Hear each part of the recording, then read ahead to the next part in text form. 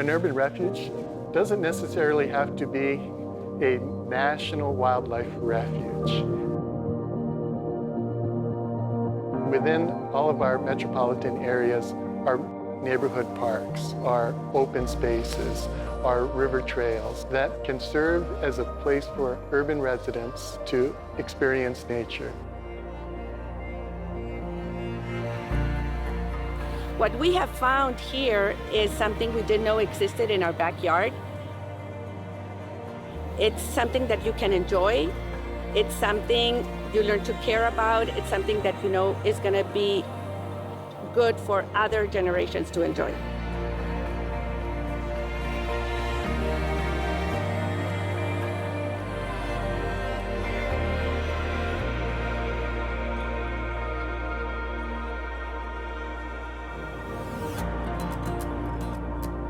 In the backyards of one of the most dense urban areas in California, we have access and availability of open space and nature and trails.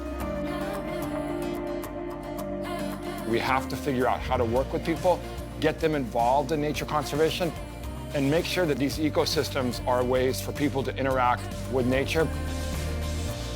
The city is too much chaos that you go through your mind, but when you're out here, it's just open wildlife, and you feel so immersive into a different world.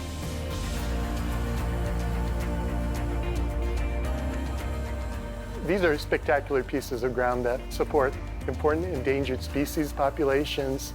Thousands and thousands of elegant terns have been nesting out on the salt ponds.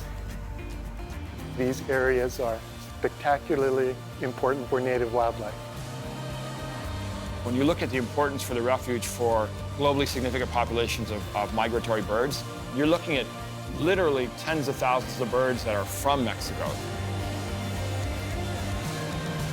For us to be able to manage this refuge effectively and work to make sure those bird populations survive, we've got to really expand those partnerships with Mexico.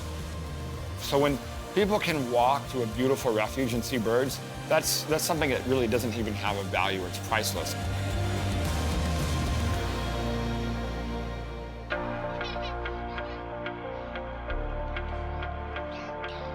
We're at the still remaining commercial saltworks operation in the South Bay unit of San Diego Bay National Wildlife Refuge, and we're checking on nesting population of gull-billed terns right now.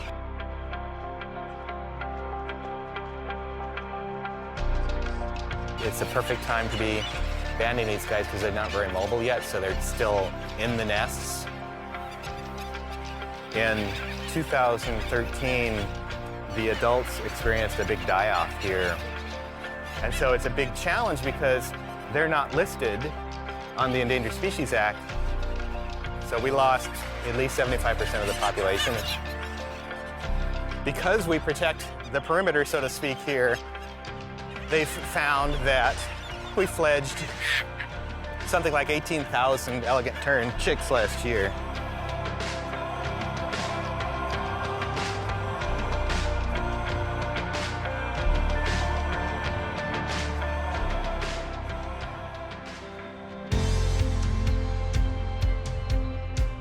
We want to find that balance of providing access to the public to appreciate the importance of these areas, but within them, maintaining the biological integrity of these refuges long into the future.